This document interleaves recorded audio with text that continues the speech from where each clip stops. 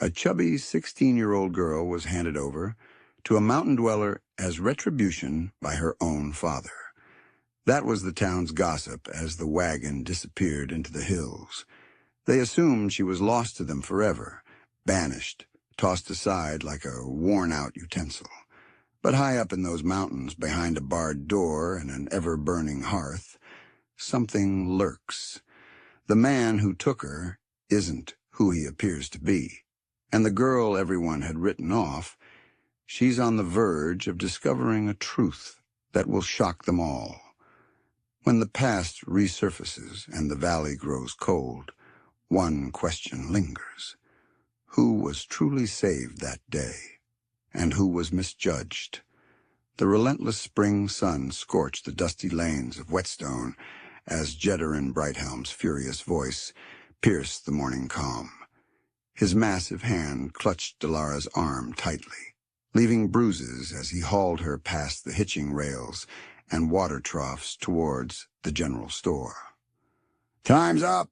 he roared, pulling her up the wooden stairs. "I've reached my limit with this burden." Delara tripped, her face flushed with humiliation, as the townsfolk began to congregate. Her simple brown dress was creased from her father's harsh grip, and strands of dark hair had escaped her tidy braid. She kept her gaze fixed on the worn planks beneath her feet, attempting to shrink away despite her size. "Listen up," Jedarin declared to the swelling crowd. "I'm trading this girl, my own blood, for a reliable hunting rifle and 3 bags of flour." His voice was laced with contempt. "She's robust enough for labor if anyone's willing to mold her into something useful. Too delicate for ranch work, too headstrong to change." The morning quiet stretched on, heavy and uncomfortable. Delara could hear her own quick breaths, feel the prying and pitying gazes of the townspeople she had known all her life. The general store's bell chimed as someone emerged onto the porch, but she didn't dare look up. "She's 16 now, and I'm done trying to toughen her up," Jedarin continued, giving her arm another rough shake. "It's time she learns what true hardship is." Footsteps echoed on the wooden boards. A shadow crossed Delara's downcast face. "I'll take that deal." The voice was soft but resolute, like mountain stone. Delara's head snapped up involuntarily. She recognized the towering figure of Valeron Draven, the solitary mountain man who visited town only a few times each year for provisions. His beard was streaked with gray, his clothes durable but faded. Deep lines were carved around his eyes, which held neither malice nor warmth as they evaluated her. "Well, well," Jedarin said, a hint of astonishment in his voice. "Didn't think you'd be interested, Draven." "You certain about this?" "I said I'll take the deal." Draven's voice remained steady. "My rifle is in excellent condition." He motioned towards his wagon, parked at the base of the steps, indicating that he would include the flour as well. Jedarin's tight hold on her finally relaxed. "All set," he muttered, then gave Delara a gentle nudge towards Draven. "She's all yours now." The exchange was swift and unceremonious. Delara remained still as Draven collected the rifle and ammunition, then transferred 3 large sacks of flour from his wagon to the store's porch. Her father inspected the weapon more thoroughly than he had ever examined her, checking the mechanism and peering down the barrel. "A fair deal," he pronounced at last. Then he spat near Delara's feet. "You'll face real hardship up in those mountains, girl. Might finally turn you into someone worthwhile." Without another word or glance back, he marched away, the rifle held securely in his arms. Delara watched him leave, her entire body shaking despite the mild spring weather. The crowd started to disperse, though she could still hear their murmurs fading into the distance. "All right, let's go," Draven said softly. He didn't make a move to touch her, simply gestured towards his wagon. "We have a long journey ahead." Delara followed him down the steps, her legs unsteady. The wagon was filled with provisions, tools, feed sacks, and barrels of kerosene. Draven assisted her onto the wooden seat, then reached into a bag and pulled out a coarse wool blanket and half a loaf of bread. "It might get chilly," he said, offering her the items. "Eat if you're hungry." She accepted them mechanically, holding them tightly to her chest as if they were protective barriers. The bread had a fresh scent, but her stomach was too knotted to consider eating. Draven climbed up beside her and took hold of the reins. With a soft click of his tongue, the horses began to move. The wagon wheels rolled over the uneven street as they left Whetstone behind. Delara kept her gaze fixed on the path ahead, too afraid to look back at the only home she had ever known. The blanket remained untouched in her lap, even as the afternoon air grew cooler. Her mind raced with questions she was too terrified to ask. The mountains rose before them, their snow-covered peaks standing out against the spring sky. Somewhere up there lay whatever destiny Draven had planned for her. Her father's last words echoed in her mind. Real hardship. She wrapped the blanket more tightly around her shoulders and silently prayed for the strength to face whatever lay ahead. The mountain trails became steeper as the afternoon turned into evening. Delara's fingers had gone numb despite the blanket, and her body ached from hours of sitting on the hard wagon seat. The horse's breath came out in white clouds as Draven carefully navigated them around sharp turns and over rocky terrain. Just as the sun began to set behind the peaks, Draven guided the wagon into a small clearing surrounded by tall pines. "We'll camp here for the night," he announced, applying the brake. He climbed down and started unhitching the horses with practiced ease. Delara remained on the seat, observing as he prepared feed for the animals and gathered firewood. The chill of the spring night was swiftly descending when the fire caught and started to pop and hiss. Valeron glanced up at her. "You should come down and warm up by the fire," he suggested. "There's no need to stay up there and freeze." Her stiffened muscles complained as she cautiously made her way down. She kept the blanket securely wrapped around her shoulders and sat on a fallen log, positioned a safe distance from both the fire and Valeron. He didn't seem bothered by her wariness, continuing his task with a quiet, methodical efficiency. Before long, a pot of beans was simmering over the flames, and the aroma of coffee wafted through the clearing. Without a word, Valeron filled a tin plate and cup, placing them on the log beside Delara before returning to his own spot across the fire. As she took small, deliberate bites of the warm beans, he gathered pine boughs and fashioned them into a rudimentary lean-to shelter a few yards from the fire. He laid out a bedroll inside, then resumed his place by the flames. "It's for your privacy," he explained, noticing her curious expression. "You'll sleep in there. I'll stay on this side of the fire." Delara gave a slight nod, feeling a mix of relief and lingering apprehension. At least he wasn't expecting her to share his sleeping area. They set off again at dawn, ascending higher into the mountains. The wagon groaned and swayed as Valeron navigated it through tight passes. By mid-morning, they rounded a bend, and Delara spotted their destination. A worn cabin nestled against a hillside, with a clear stream flowing nearby. A chicken coop and small goat pen were situated to one side, and a vegetable garden lay dormant behind a crude fence. Valeron assisted her down from the wagon, then led her to the cabin door. "This is where we'll be staying," he said, pushing it open. Inside, morning light streamed through two small windows, illuminating a neat but sparsely furnished room. A stone fireplace took up one wall, with a table and chairs nearby.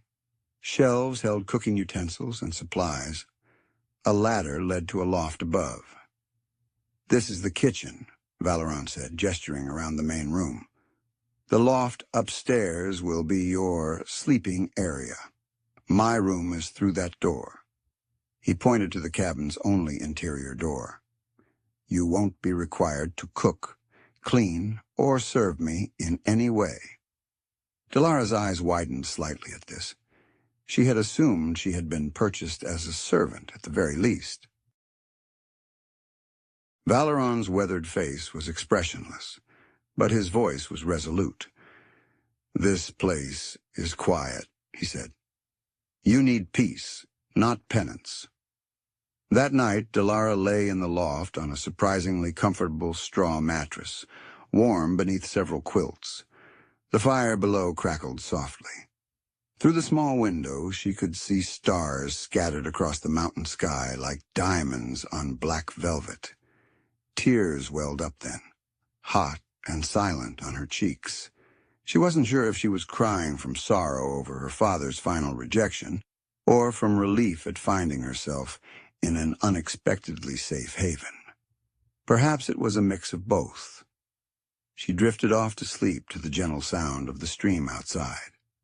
When dawn broke, sunlight flooded the cabin through the window, accompanied by the aroma of freshly baked cornbread and sizzling bacon.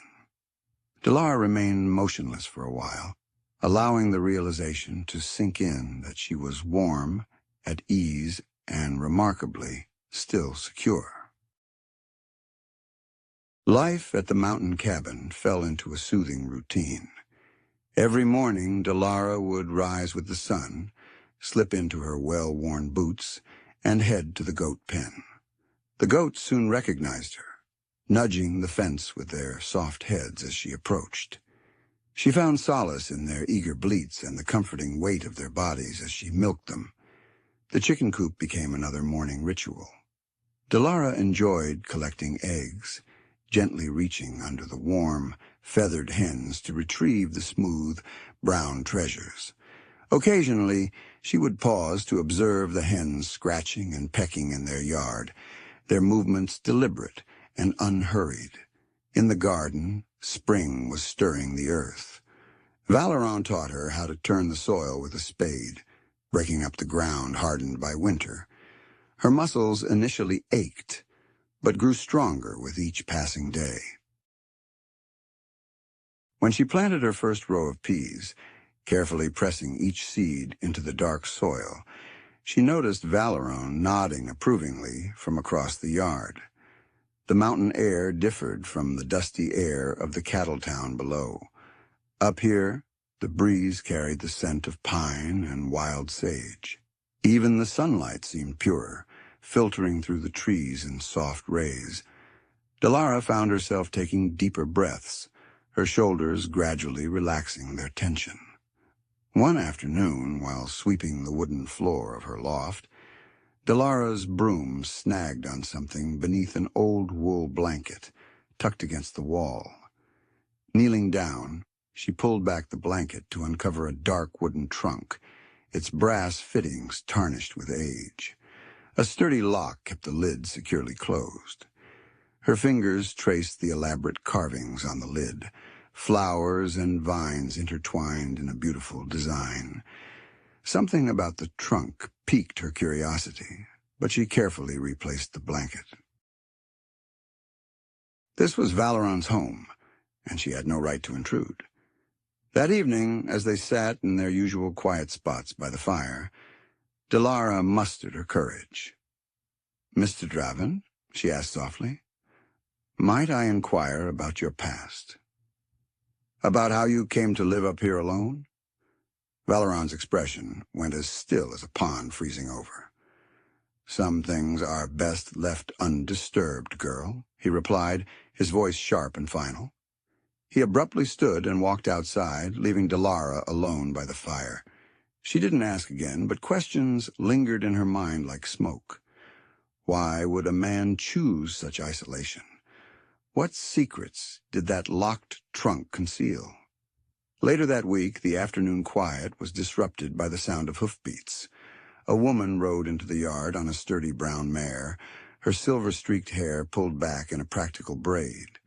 She bore saddlebags that jingled with glass containers. "Miss Josander," Valeron called out, stepping out of his forge. "I wasn't anticipating your arrival for another 7 days. I decided to deliver these dried mint leaves and preserves ahead of schedule," the woman explained, gracefully sliding off her horse. Her keen eyes spotted Delara hesitating near the cabin entrance. "And who do we have here?" Valeron pulled Miss Josander to the side, and they conversed in hushed tones for a few minutes. Delara couldn't make out their words, but she observed the woman's face transition from worry to comprehension. Following their talk, Miss Josander greeted Delara with a friendly smile. "Come assist me in unpacking these jars, dear," she invited, guiding her to the mare's saddlebags. As they worked, Miss Josander spoke softly. "I've been acquainted with Valeron Draven for 15 years. He's a decent man, though he's endured his share of misfortune. Rest assured, you're as safe as can be here." Delara nodded, feeling a tension in her chest ease with the woman's reassurance. That evening, after Valeron had gone to his room, Delara sat with her legs crossed in her loft. She retrieved the small notebook and pencil she had brought from town, one of the few belongings she had managed to keep. By the glow of the lantern, she started to sketch the wildflowers she had seen along the stream that morning. Her hands moved confidently across the paper, capturing the delicate petals and sturdy stems. Drawing had always been her secret solace, something her father had dismissed as pointless. But here in the quiet loft, with only the crickets and the distant call of a nighthawk for company, she felt free to express herself. The flowers took shape on the page, as vivid as the enigmas surrounding her new home. The spring storm arrived abruptly, dark clouds amassing over the mountains like a thick quilt. Thunder boomed overhead as rain hammered the cabin's roof, confining Delara and Valeron indoors. The close proximity might have felt uncomfortable, but Delara found herself adapting to a tranquil routine, even within the limited space. On the first morning of their confinement, Delara noticed a heap of Valeron shirts in need of repair. She picked up a faded blue work shirt, finding solace in the familiar task of threading a needle. Her father had never permitted her to mend his clothes, insisting her stitches weren't tidy enough, but Valeron accepted her offer with gratitude. As she worked, the steady rhythm of rain against the windows matched the pace of her needle. Valeron did something surprising. He reached for a leather-bound Bible that sat dusty on a shelf, its pages yellowed with age. Opening it gently, as if handling something both valuable and fragile, he began to read aloud. His voice was gruff, uncertain, lacking the fervent delivery one might expect from sacred text. "I used to be more familiar with these words," he murmured almost to himself before continuing with the Psalms. Delara sewed while listening, observing how his hands shook a bit as he turned the pages. The storm's second day brought an unanticipated guest. As Delara stirred a pot of beans, a sudden noise at the door startled her. One of the young goats had broken free from its shelter and forced its way into the cabin, leaving a trail of mud on the floor. The animal stood there, wet and injured, appearing quite content with itself. For the first time since her arrival at the cabin, Delara laughed. The sound caught her off guard, pure and authentic, resonating off the wooden walls. Even Valeron's lips curled slightly, hinting at a smile, as they collaborated to guide the persistent creature back outside. Once the storm had passed, leaving behind puddles and new green growth, Valeron started teaching Delara practical skills she had never acquired at her father's ranch. He demonstrated how to position the axe correctly to split kindling, his rough hands guiding her grip on the handle. "Allow the axe's weight to do the work," he advised, watching as she successfully split a piece of pine. "Exactly," No need to exert extra force. They found a rhythm in their water-carrying routine. Each morning and evening, they would head to the creek, each bearing 2 buckets. Delara learned to walk steadily despite the weight, finding her balance in the gentle motion of the water. The creek produced its own melody, bubbling over stones, murmuring through reeds. One bright afternoon, Valeron discovered Delara seated on a sun-warmed rock near the cabin, her notebook resting on her lap. She had been so engrossed in sketching a bunch of columbines that she hadn't noticed his approach. Rather than turning away, as he usually did when he found her engaged in her private activities, he stopped to examine her artwork. "You have a keen eye for detail," he remarked softly, noticing how she had captured the intricate curl of each petal, "the way you've depicted the light on the flowers. That's truth brought to life on paper." Delara felt a warmth spread through her chest at the unexpected compliment. Later that day, Valeron presented her with several sticks of charcoal from his workshop, carefully wrapped in a piece of cloth. "These might be more suitable for you than that pencil," he suggested. That evening, as they sat by the fire, Delara summoned her courage once more. The question had been growing in her mind since her arrival, strengthening with each tender moment between them. "Mr. Draven," she started softly, "did you ever have children of your own?" The silence lingered long enough that she thought he might not respond. Then, without lifting his gaze from the fire, he uttered a single word. That night, Delara's dreams were filled with strange visions. She saw a small church, its windows dark except for one flickering candle. Inside, a child sat alone in a wooden pew, weeping softly. The sound echoed in the vacant space, blending with the whisper of wind through the gaps in the walls. She awoke with tears streaking her cheeks, though she couldn't recall the reason. Gazing down from her loft, she spotted Valeron in his rocking chair by the fading fire. He wasn't asleep, just lost in thought, his gaze fixed on the dying embers, his shoulders heavy with memories her question had evoked. In that instant, Delara grasped that trust. Much like the spring blossoms outside, was something that bloomed gradually, cultivated by time and tender attention. 3 weeks slipped by like a mountain stream, constant and clear. Each morning, Delara rose earlier, her body no longer aching from the daily tasks. She found herself venturing further from the cabin each day, initially just to collect firewood, then to wander through the wildflower meadows that adorned the mountainside. Her strength increased with each outing, and her breath came more easily on the uphill treks. One sunny afternoon, while collecting eggs from the hen house, a disturbance caught her ear.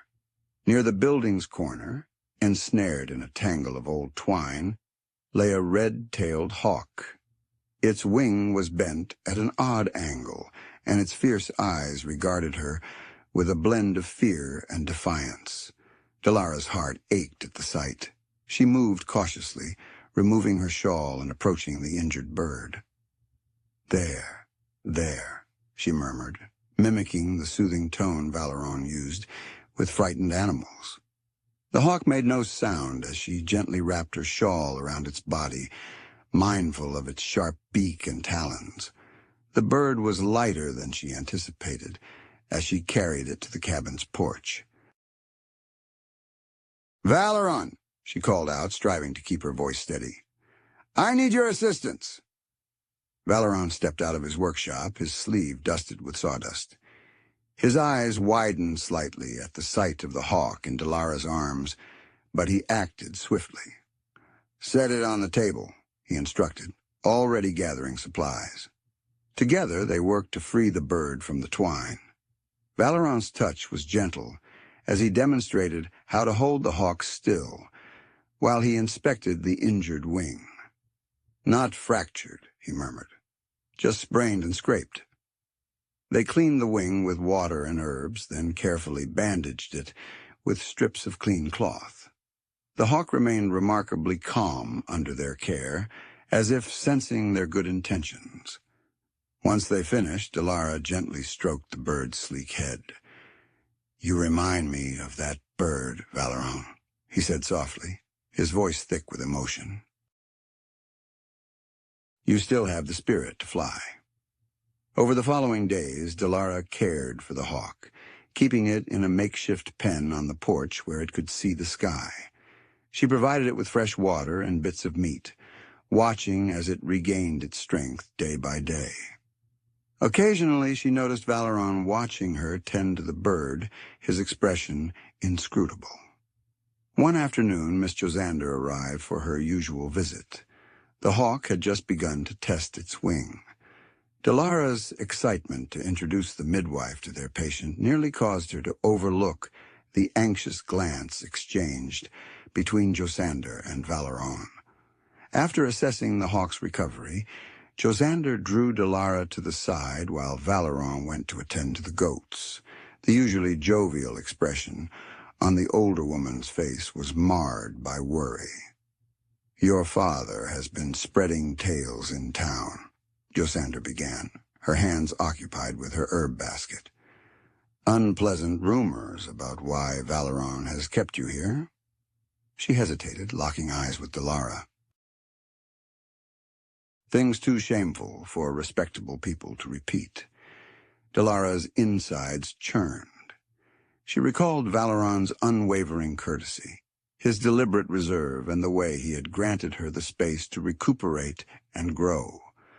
The notion that anyone could harbor different thoughts made her feel ill. After Josander's departure, the cabin seemed to bear the weight of unspoken words. Valeron barely touched his meal, and the silence between them lingered like a specter. Eventually, as the evening fire dwindled, he spoke. "There's something you should be aware of," he said, his gaze fixed on the flames. "A long time ago, before I settled in these mountains, I was a preacher in Kansas." He fell silent, rubbing a hand over his face. "During the war, something awful occurred, something I couldn't." His voice faded, and he offered no more details. Delara waited, but no further words came. The fire crackled gently, sending embers up the chimney like miniature stars. Eventually, Valeron rose and added another log to the fire, letting the flames burn low for the night. He retired to his room without another word, leaving Delara alone with her thoughts and the soft hooting of an owl outside. Through the window, she could see the hawk in its enclosure, its outline dark against the evening sky. Like her, it was mending slowly, building strength for whatever challenges lay ahead. She pondered the secrets Valeron harbored, the burden that weighed on his shoulders when he believed no one was observing. But she understood, just as she knew the sun would rise the next day, that some wounds required time to heal, and some stories demanded patience to reveal. 3 days after the hawk incident, Miss Josander's wagon rolled up the mountain path once more. This time, she brought news of a different kind. As they sat on the porch, sipping mint tea, she turned to Valeron with a soft smile. "Running Elk inquired about you at the trading post," she said, observing Valeron's reaction closely.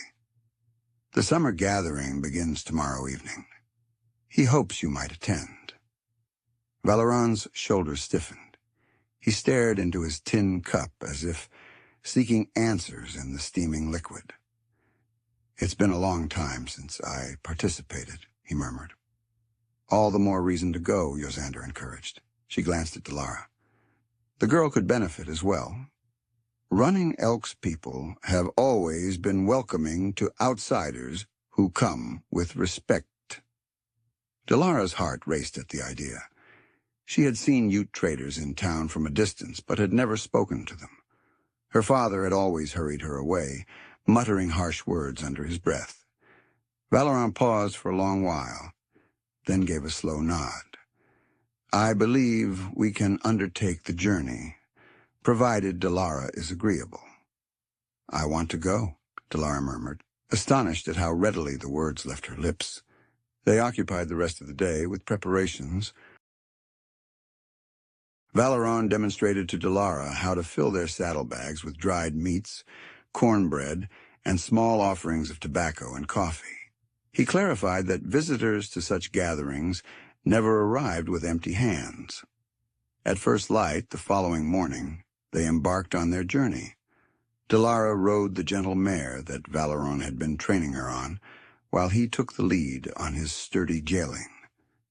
The path meandered through groves of aspen and pine, ascending before descending into secluded valleys.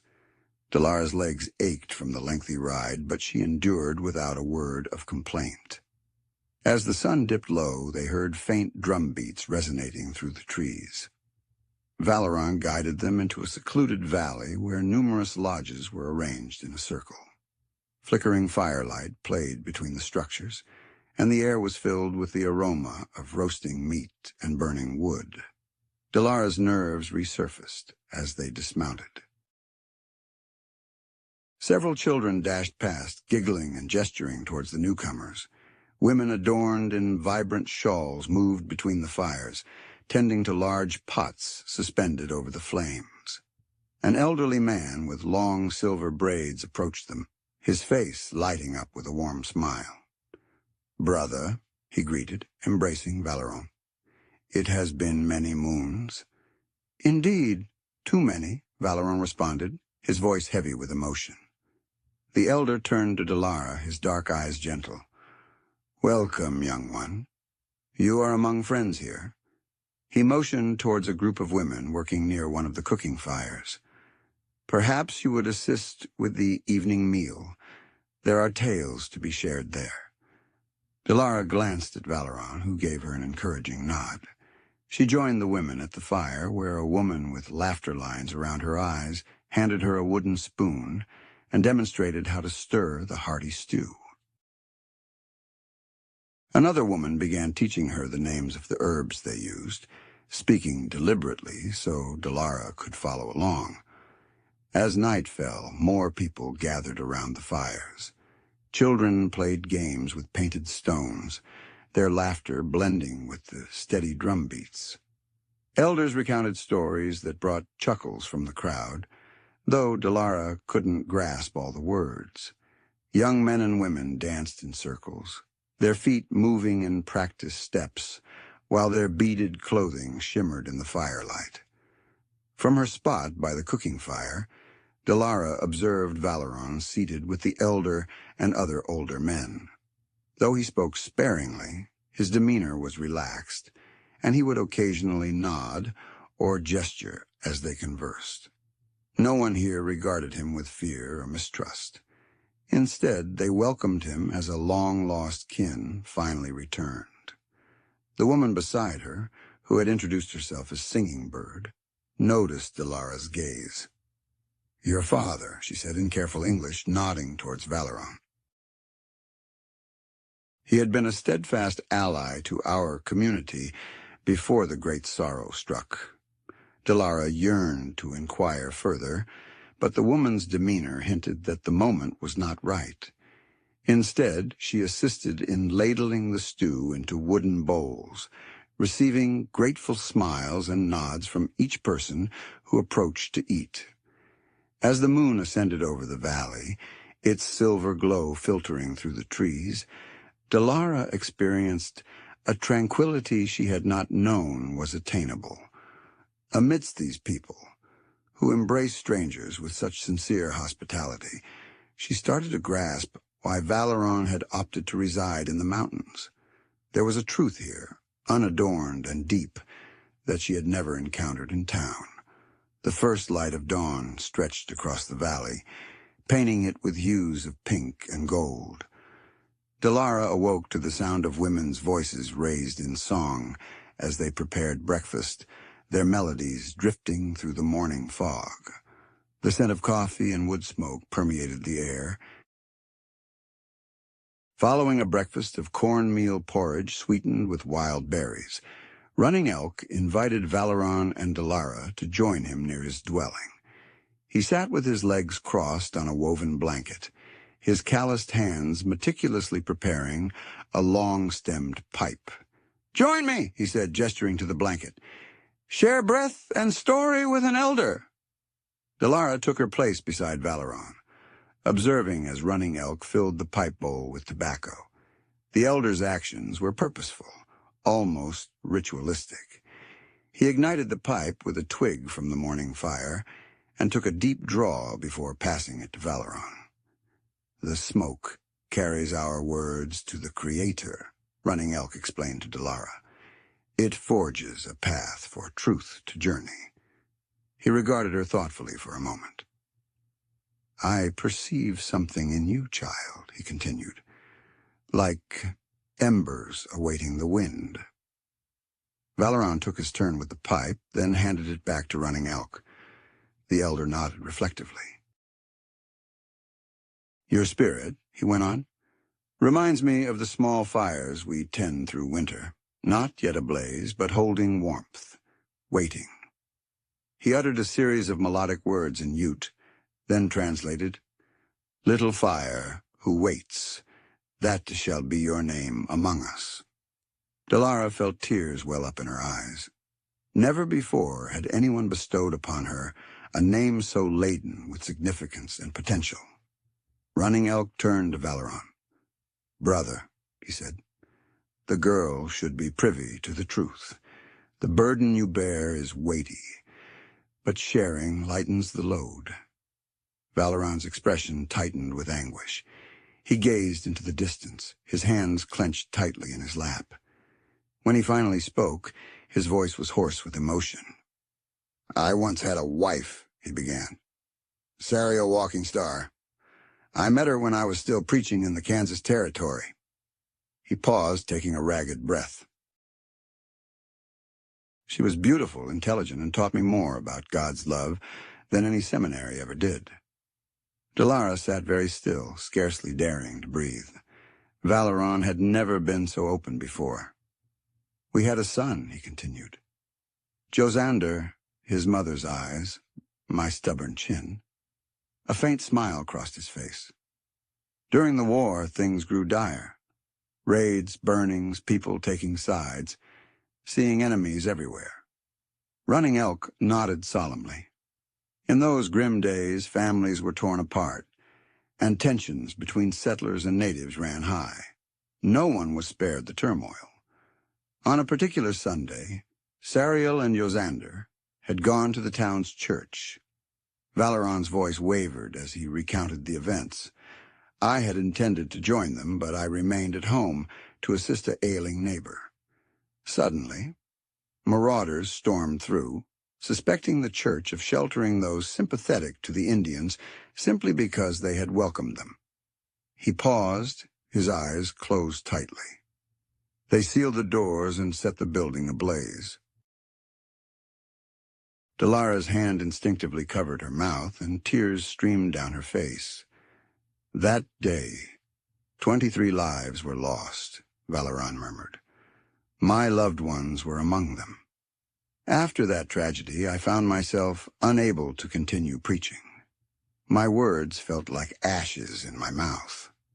I retreated to these mountains, seeking solace or perhaps an end, but divine providence had other plans." Running Elk, noticing Valeron's distress, placed a comforting hand on his shoulder. "The Great Spirit sends us sorrow to cultivate our empathy," he said softly. "You have learned much, my friend." They sat in quiet reflection as the sun ascended higher in the sky. The camp carried on with its daily routines. Children laughed and played, women worked diligently, and men tended to the horses. Life persisted, unyielding. That night, after the campfires had burned down and most were asleep, Delara knelt beside her bedroll. The stars seemed brighter and closer in the valley. She clasped her hands and, for the first time since leaving home, prayed aloud. "Dear Lord," she whispered, her voice quivering, I am grateful for guiding me here, for revealing that love can flourish even in shattered places. She reflected on Valeron's loss and his enduring kindness despite his pain. Please grant me the strength to honor the name bestowed upon me today. Help me learn to radiate light without fearing my own brilliance. From nearby, she heard Valeron stir in his sleep, murmuring something that sounded like, Amen. The return journey from the Ute gathering took longer than their outward trip. The summer heat weighed heavily, slowing both the horses and their riders as they navigated the mountain trails. Delara's thoughts drifted back to the tales shared around the fire, to Running Elk's wisdom, and to Valeron's heart-rending truth. By late afternoon, the familiar sight of the cabin appeared through the trees, but something seemed amiss. Valeron was the first to notice, halting his horse abruptly. There, pinned to the porch post, a piece of paper fluttered in the warm breeze. Wait here, he instructed softly, dismounting to examine it. Delara watched as he approached the porch, his shoulders tense. When he removed the paper and read it, his jaw clenched. Without a word, he handed the telegram to her. The message was concise but unambiguous.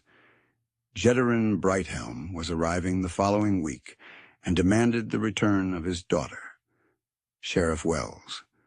Delara's hands shook as she read the words. The tranquility she had found in these mountains now felt as fragile as the morning dew. I refuse to return, she declared, her voice steadier than she felt. I will not. Valeron nodded slowly. You will not? That evening, after caring for the horses and finishing supper, Valeron sat on the porch. The consistent beat of metal against stone echoed through the dusk as he honed his axe. Delara observed him from the window as she scrubbed the dishes, interpreting the significance in each swing. Readiness, safeguarding, pledge. They awoke with the first light the following morning, attending to their tasks with silent resolve. Delara tidied the cabin floor and arranged newly picked wildflowers in an empty tin. Valeron inspected the wagon wheels and cleaned his firearm. They were prepared when they heard the familiar chime of Miss Josander's mule bells drawing near. The midwife came into view around the curve, her reliable mule laden with provisions. However, she carried more than just remedies and dried goods. Nestled in her apron pocket was the most recent issue of the Wetstone Weekly. I figured you'd want to see this, Josander remarked, retrieving the paper and passing it to Valeron. Page 3, bottom right. There, in modest yet legible print, was a column headlined, The Mountain Preacher and the Girl He Redeemed. Valeron read aloud, his voice gradually softening with each sentence. The piece detailed a man who had lost all but found his calling in aiding others. It recounted the journey of a girl who had been cast aside, but found her value in the mountain's embrace. It depicted scenes of recovery, of quiet pride, of divine intervention in enigmatic ways. Upon finishing, Valeron gazed at Delara with inquisitive eyes. She fidgeted with her apron, her hands twisting the fabric. I penned it, she confessed, under the name Mary Grace. I sent it the last time Josander visited. The truth needed to be known before P arrives. Josander nodded in approval. And a splendid piece of writing it is. Already, I've heard townsfolk discussing it.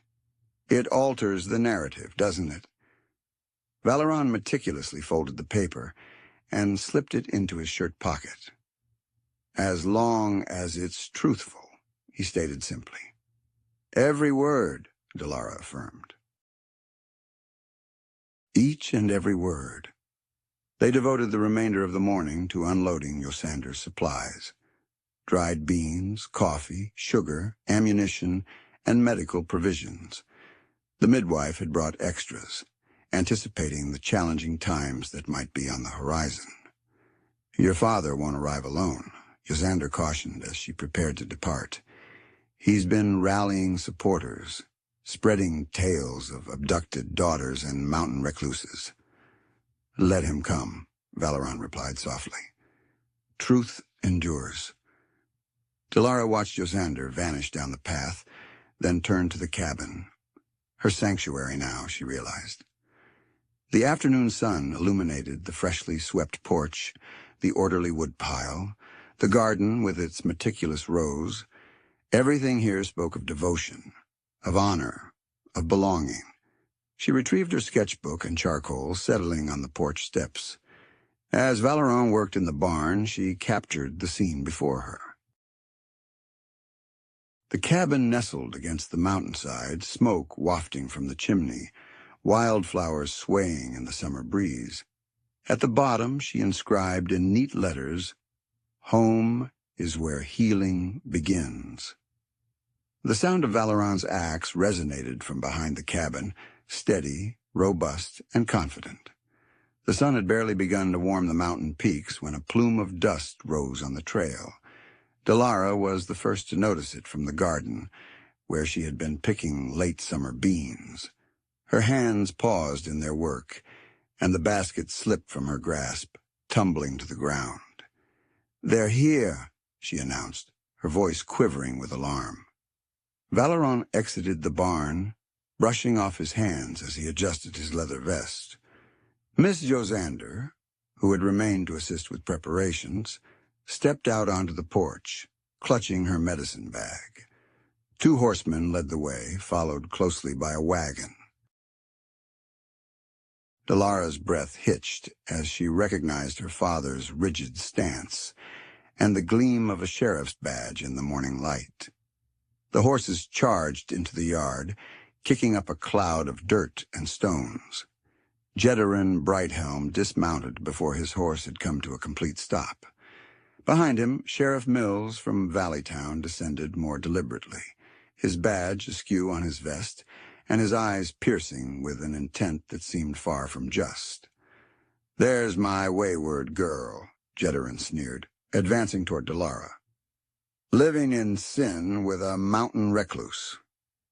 Valeron positioned himself between them, his voice calm and resolute. "The girl's safe here. There's no sin, no wrongdoing." Sheriff Mills retrieved a folded document from his vest. "This here says otherwise. It states you took her against the law, that you've been keeping her improperly." "That's a falsehood," Valeron countered.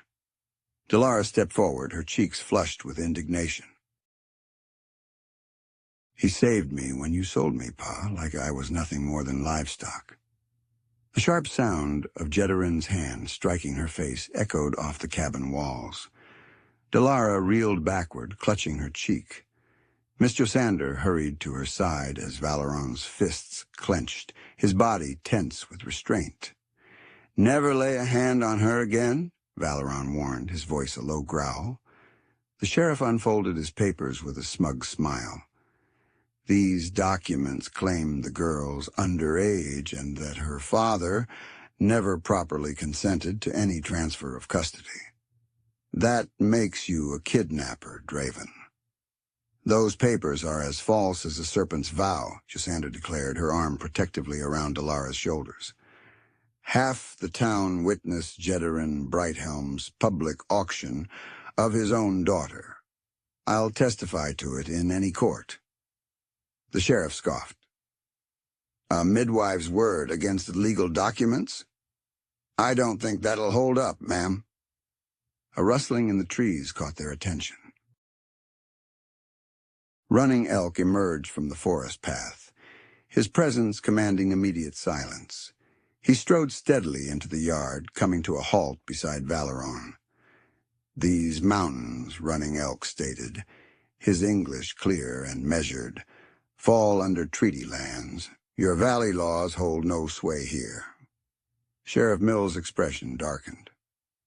"Now see here, Indian," he began, but Running Elk interrupted him. "I see a father who discards his own child, I see a lawman who bends the truth for profit. And I see a good man who offers refuge to the injured. All injustice is my concern. Jedarin took a step forward, his hand hovering near his gun. This ain't your affair, Swiftwind Elkrin responded. This land has seen far too many unfulfilled vows. The sheriff's temper flared. He pulled out his revolver, aiming it first at the fleeing elk, then at Valeron. Enough chatter, Draven. You're being arrested for abduction and lewd conduct. The girl's returning home with her father. No. Delara attempted to dash to Valeron, but Jedarin seized her arm forcefully. The sheriff advanced with handcuffs as Valeron remained quiet, his gaze locked on Delara. He did not struggle as the icy metal clasped around his wrists. Climb into the wagon, girl, Jedarin commanded, pushing Delara toward his waiting carriage. This is unjust, Josander objected. However, the sheriff's deputy had arrived, aiming his rifle at anyone who might intervene. Delara's tears streamed down her face as she was pushed into the wagon's unyielding seat. She watched in despair as the sheriff led Valeron to his own mount, securing the reins to his saddle. The truth will surface, Valeron called to her, his voice steady despite his restraints. Remain steadfast, child. Swiftwind Elkrin lifted his hand in a farewell gesture. We will not overlook this, he vowed, while Josander stood resolutely beside him, nodding in agreement. The wagon jolted forward, starting the lengthy journey down to Wetstone. Delara turned around, watching through her tears as the cabin shrank in the distance. The place where she had finally discovered serenity was now disappearing into the mountain fog. Before her lay the town jail, where Valeron would be confined, and her father's ranch, where old hurts awaited to resurface. The final sight she caught before the trail curved away was Miss Josander, and the running elk standing like guardians in the yard, their expressions resolute. Whatever lay ahead, she knew she was not alone in this battle. The bunkhouse remained unchanged, the same rough wooden planks, the same stale straw mattress, and the same small window with iron bars that Jedarin had installed years ago to prevent her from nighttime wandering. Delara curled up on the thin blanket as nightfall descended upon the ranch. The lock clicked loudly in the door. Sleep came in brief, restless intervals, interrupted by the distant howls of coyotes and the heaviness of anxiety in her stomach. When morning light finally illuminated the eastern sky, Delara heard footsteps on the porch and the jingling of keys. Prepare yourself, Jedarin instructed, tossing a freshly ironed dress through the doorway. Church begins in an hour. The dress was rigid and too snug, clearly purchased for a younger girl. Delara fumbled with the buttons, her hands shaking. Through the window she observed the ranch hands pause their morning tasks to stare, their murmurs drifting across the yard. The wagon ride to town was quiet. Jedarin sat upright, his Sunday suit pristine, while Delara sat uncomfortably beside him. As they neared the white-painted church, she spotted Widow Mariveth Stonehall, standing near the steps in her most elegant silk gown. The affluent woman's eyes narrowed as they approached. Jedarin Brighthelm, Mariveth exclaimed, her voice warm. What a blessing that you've returned with your daughter. Jedarin assisted Mariveth into the wagon with great care. The Lord's ways are often mysterious, Mariveth. Sometimes our struggles guide us back home. Delara's face flushed as they entered the church side by side, Jedarin guiding them to a prominent spot in the third pew. Murmurs rippled through the congregation like leaves in the wind. She overheard snippets. Mountain Man, scandal involving poor Jedarin Brighthelm.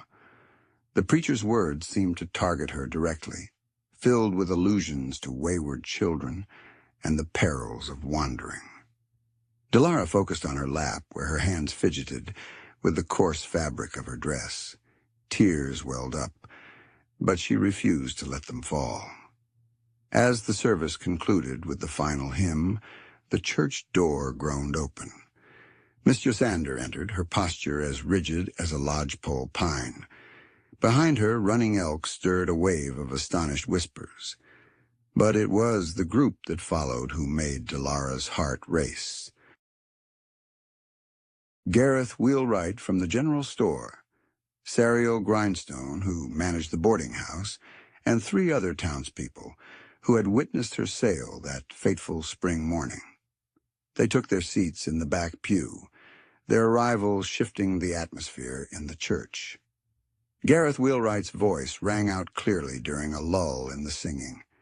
"It's wrong, selling your own child and then accusing them of theft." New whispers circulated, different from before. "I recall that day. He deemed her unfit." He had. He traded her for flour and a rifle. Jedarin's expression darkened. He grasped Delara's arm as they left the service, hurrying her toward the wagon. But Widow Stonehall lingered, her gaze troubled as she watched Miss Josander approach. "Mariveth," Josander said softly, "may we discuss young Delara?" The widow's eyes flickered between Jedarin and Josander. Perhaps we should address this matter properly." "There's nothing to discuss," Jedarin interjected sharply. But Mariveth's resolve strengthened at his tone. "I believe there is, Mr. Brighthelm," she replied coolly, "especially if the rumors of a public sale hold any truth." That evening, as twilight stretched across the ranch, Delara heard soft footsteps outside the bunkhouse. A key turned in the lock, not her father's key. Miss Josander's familiar face appeared in the doorway. "Hurry, child," she whispered. "We're taking you to a safe place until the hearing." They moved through the darkness to where Widow Talarin, the reserved sister of the church pianist, awaited with her wagon concealed behind the barn.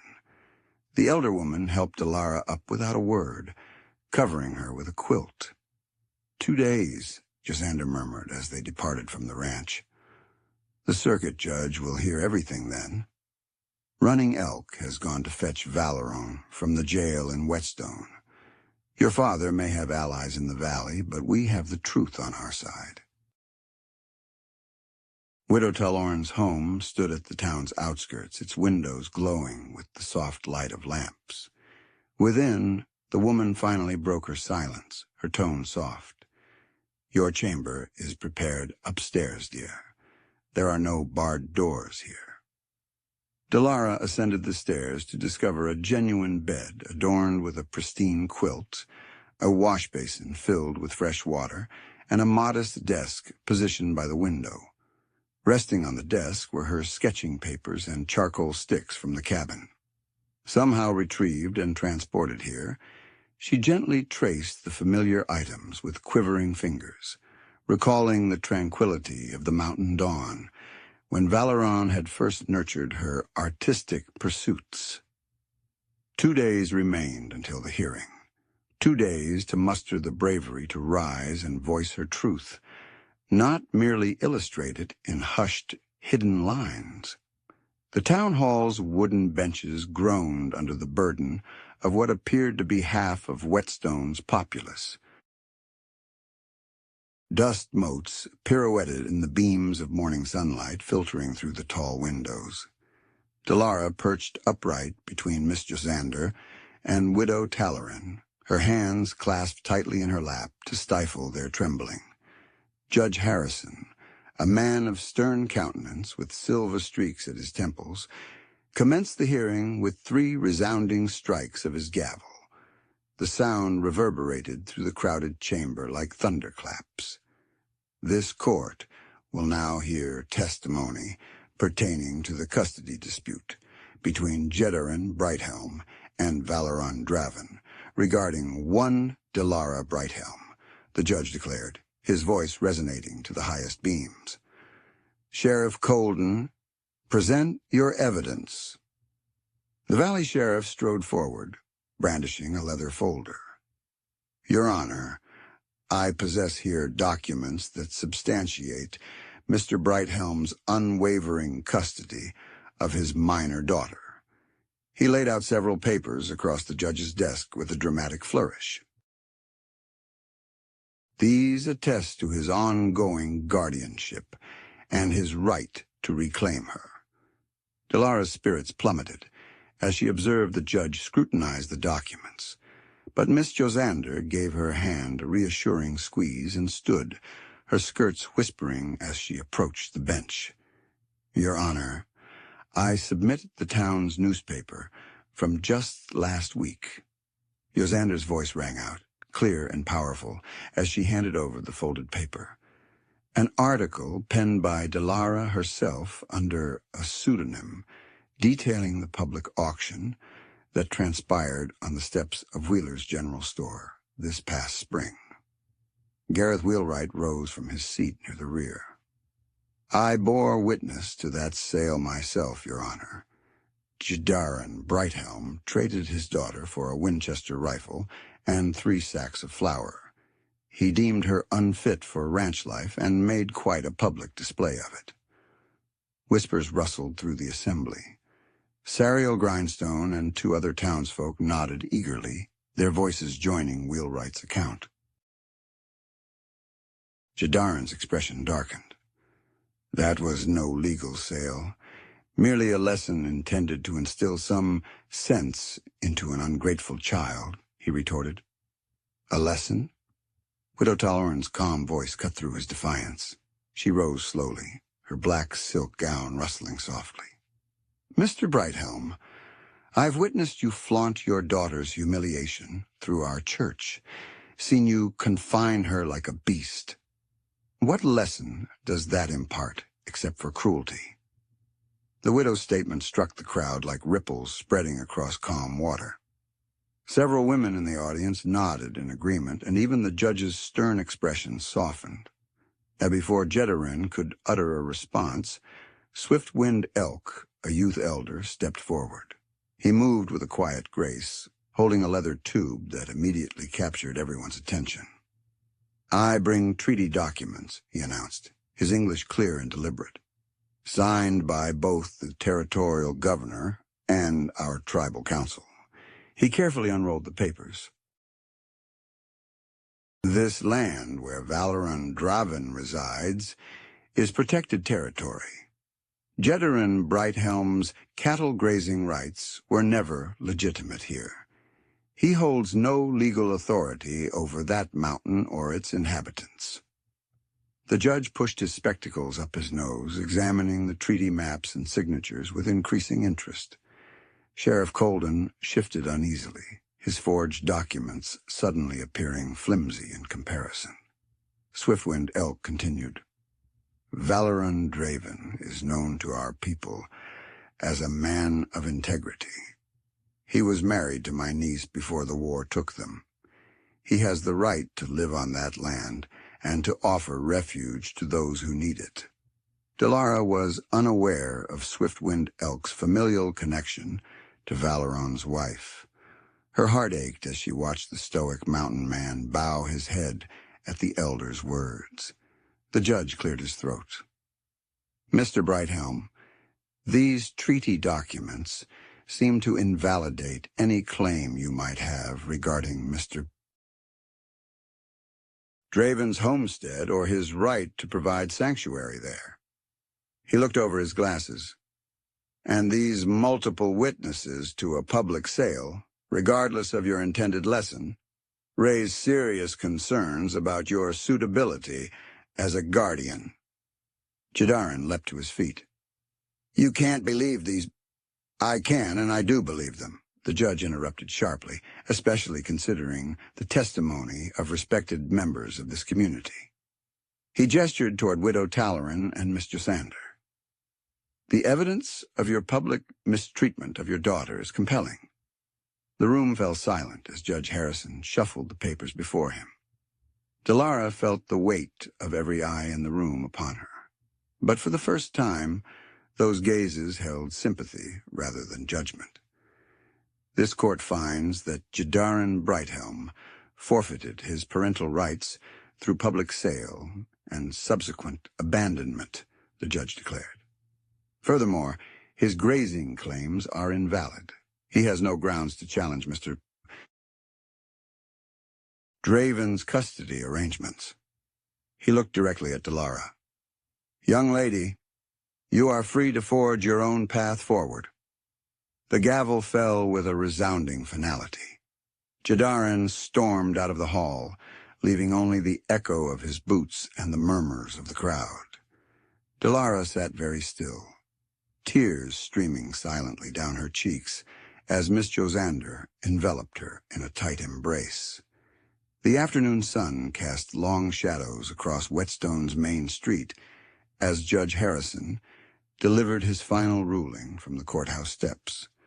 A crowd had assembled, their faces grave as they watched Jedarin Brighthelm receive his sentence. The judge's voice echoed through the dusty street as he pronounced, "For endangering the public and giving false testimony, you are fined $500 and must leave Whetstone by tomorrow's sunset." He then addressed Sheriff Colden, who was already removing his badge. "And you, sir, are suspended from duty until a thorough investigation into your abuse of power and document falsification is complete." The sheriff's expression darkened as he retreated from the courthouse. Murmurs spread through the onlookers as the two men departed in separate directions, the only sound left being the tapping of their boots on the wooden walkways. Meanwhile, Valeron remained seated on his cot inside the jail, quietly observing as Miss Josander approached with the keys. "It's time for you to go home," she murmured, unlocking his cell. The mountain man rose slowly, adjusting his worn jacket with a sense of pride. "I appreciate it," he replied simply, though his eyes conveyed a deeper sense of thanks. The late afternoon sun bathed the church's white walls in a golden glow as Valeron made his way down the street. His pace was steady and unhurried, but his heart raced when he spotted Delara standing on the church steps with Miss Josander, both women's faces lit up with relief. Valeron paused at the bottom step, extending his rough hand towards Delara, giving her the choice to accept it or not. But she didn't waver. Instead of taking his hand, she rushed down the steps and wrapped her arms around his waist, burying her face in his chest. "You're the only father I need," she whispered, her voice muffled against his jacket. Valeron stood still for a moment before gently wrapping his arms around her. His throat tightened as he rested his chin on her head. Miss Josander wiped away happy tears with a handkerchief, a soft smile on her face. The journey back to their mountain cabin was silent yet serene. The summer evening enveloped them like a cozy blanket as their horses navigated the familiar path. Upon reaching the clearing, they found the cabin just as they had left it. While Valeron attended to the horses, Delara went to check on the injured hawk they had been caring for. Her steps faltered as she neared the makeshift nest on the porch. The bird lay motionless, its head tucked against its wings if sleeping, but she knew instantly that it had passed away. "Valeron," she called softly. He joined her, looking down at the hawk's lifeless form. Together they carried it to a tranquil spot near the garden, where wildflowers swayed in the evening breeze. Valeron dug a small grave while Delara gathered blossoms to place over it. As they stood beside the freshly turned earth, the sun began to set. "You freed it," Valeron said softly, his voice thick with emotion. Delara looked up at him, understanding in her eyes. "It freed me too," she responded. She reached for his hand, and this time he took it without any hesitation. They stood there together as the first stars began to appear in the sky. A father and daughter, united not by blood, but by deliberate choice, their silhouettes blending as twilight approached. The mountain breeze bore the fragrance of pine and late-blooming summer flowers, and from afar a whippoorwill started its evening melody. Miss Josander had once shared with Delara that healing unfolds in its own time, much like spring following winter. Beside Valeron, she felt the wisdom of those words resonate deeply within her. The hawk had never fully recovered its wing, but in its last days it had experienced kindness and tender care. She understood that sometimes that was the ultimate freedom. As night descended upon the mountain, the cabin windows shone with a warm, inviting light. Inside, the comforting sense of wood smoke and dried herbs enveloped them like a warm hug. Valeron tended to the fire while Delara prepared tea, their actions synchronized after months of shared living. They sat together in a comfortable silence, observing the flames flicker. The locked chest remained in the loft above, but its secrets no longer seemed to stand between them. Whatever pains it contained belonged to the past. Now they had created something new, a family built on mutual understanding, fortified by compassion and graced by kindness. The latter part of August brought cooler mornings to the mountain. Delara sat on the cabin's front porch, arranging wooden benches in a semicircle as the sun rose over the eastern ridge. She straightened her freshly laundered apron and reviewed her slateboard one last time, her heart fluttering with a mix of nerves and excitement. "They should be arriving soon," Valeron remarked softly, taking a brief pause from his work on the new chicken coop. He had been expanding it all week, the rhythmic sound of his hammer echoing across the yard like a steady heartbeat. The first to arrive was Gareth Ironwright, age 8, leading his younger sister Sariel by the hand up the winding path. Their mother trailed behind, carrying a basket filled with freshly baked bread. More families began to arrive. The Hendersons with their 3 children, the Williams twins, and 2 Ute families Delara recognized from the summer gathering. "Welcome," Delara greeted, her voice steady and confident. "Please find a seat." Miss Josander arrived just then, her mule laden with books and supplies. She began unpacking primers, chalk, and paper. As the children settled onto the benches, their eyes sparkled with curiosity, fixed on Delara as she carefully wrote her name on the slate. "I believe we'll begin with the letters," Delara announced, smiling at the youngest ones. "Both English and Ute, if you would like." Swiftwind Elkrin arrived as she was teaching the alphabet, carrying a leather-bound book adorned with intricate beadwork. He waited until the children completed their first lesson before approaching. "This belonged to my grandmother," he said, offering the book to Delara. "Stories of our people written in both languages. The children should learn both ways." Delara accepted the gift with shaky hands. "Thank you," she murmured, tracing her fingers over the beaded cover. "I would handle it with the utmost care." The morning flew by in a whirl of instruction. Delara found that instructing came easily to her.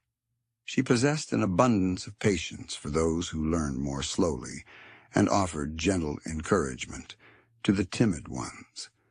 When young Sariel grappled with her letters, Delara demonstrated how to trace them in the dirt first, transforming the task into a game rather than a chore.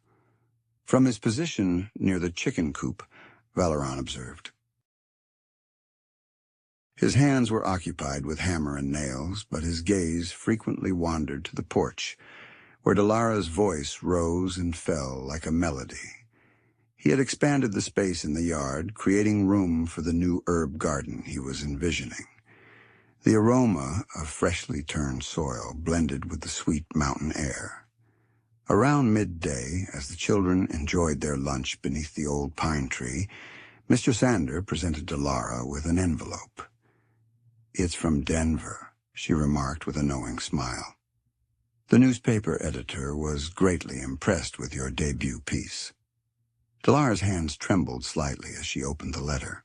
Her eyes widened as she read, "Dear Miss Brighthelm, your article, Mountain Mercy, resonated deeply with many readers. We would be delighted to feature more stories from your distinctive viewpoint. Please consider becoming a regular contributor."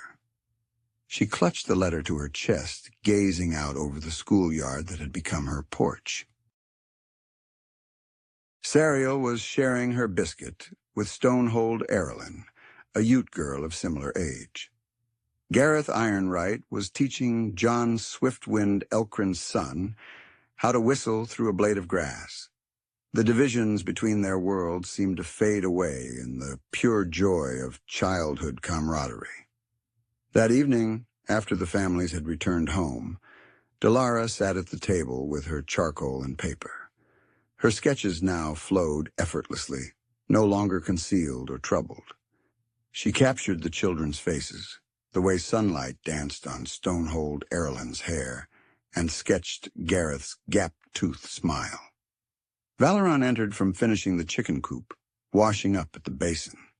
The cabin was filled with the scent of pine smoke and fresh bread, of herbs drying in the rafters, and the wildflower bouquet Sariel had picked for her teacher. "Seems you've found your purpose," he said softly, glancing over her shoulder at the drawings. Delara nodded, adding the final touch to Standing Cloud's smile. "The children don't notice differences," she said. "They simply see friends." "That's because they haven't learned hatred yet," Valeron replied. "Perhaps your teaching will help keep it that way." Laughter from her memories of the day echoed through the cabin's warm spaces, banishing the shadows that once lurked in the corners. She looked at her father, for that was truly who he was now, and saw a peace in his eyes that mirrored her own. The next day's lesson would bring new tales, new words, and new bonds between two worlds. But for now, Delara simply sat in the quiet evening, sketching the future she could already envision, one child's smile at a time. The initial snowfall of the season descended in slow, winding patterns beyond the cabin's windows. Delara was ensconced in her cherished chair, a piece Valeron had fashioned from aspenwood just for her, with an open, leather-bound journal resting on her knees. The lamplight illuminated the pages as she read aloud, her voice calm and resonant in the tranquil evening atmosphere. "The mountain imparts lessons in patience," she recited from her most recent composition. "It demonstrates how to endure through tempests, how to yield without fracturing, how to flourish in harsh conditions. Much like the aspens that interconnect beneath the earth, we discover that no individual truly stands in isolation." Valeron was seated in his own chair near the roaring fire, his calloused hands resting in his lap. The firelight danced across his features, but his gaze was tender as he listened intently. He had taken off his boots earlier, and his feet, clad in socks, were extended towards the hearth's comforting heat. A partially completed wooden toy horse lay on the table beside him, a Christmas present in the works for young Sariel Ironwright. Delara flipped to the next page, continuing to share the words she had penned over the preceding months. Her writing had evolved much like she had. The Denver Gazette now featured her stories regularly, narratives of mountain living and restoration that extended far beyond their secluded valley. "We perceive time differently here," she read, "not by the chimes of town clocks or church bells, but by the cycle of seasons, the arc of the sun, the evening melodies of thrushes. Time enough for injuries to heal, for faith to deepen, for love to find its way back. The snowfall had intensified, coating the windowsills with a pristine white layer. In the corner, dried herbs hung in orderly bundles, some for medicinal purposes, others for culinary use, all meticulously gathered and preserved by the combined efforts of two diligent pairs of hands. The cabin was filled with the scents of pine, freshly baked bread, and the coffee Valeron had prepared after their evening meal. As Delara reached the final page, she looked up to see Valeron regarding her with silent pride. "It's well written," he remarked, gesturing towards the journal. "It's genuine." Those words coming from him carried immense weight. Honesty had been the foundation of their home, constructed piece by piece, truth by truth, until refuge transformed into a sanctuary. Delara closed the journal and turned to observe the snowfall through the window. The white flakes pirouetted in the darkness, each one briefly catching the lamplight before continuing its descent. "We've come so far," she murmured, more to herself than to Valeron. But he heard, as he always did. Beyond the glass, she could see the vacant wooden perch where they had nursed the injured hawk back to health during the summer. It swayed gently in the winter breeze, a reminder of another spirit that had found solace here. The hawk had taught her about endurance, about the bravery to trust, about discerning when to persevere and when to release. The fire crackled and settled, releasing a cascade of embers. Delara reached for her newer journal, the one she filled with her private reflections, prayers, and moments of uncertainty and victory each night before retiring. She dipped her pen into the inkwell and started to write, the words now coming effortlessly.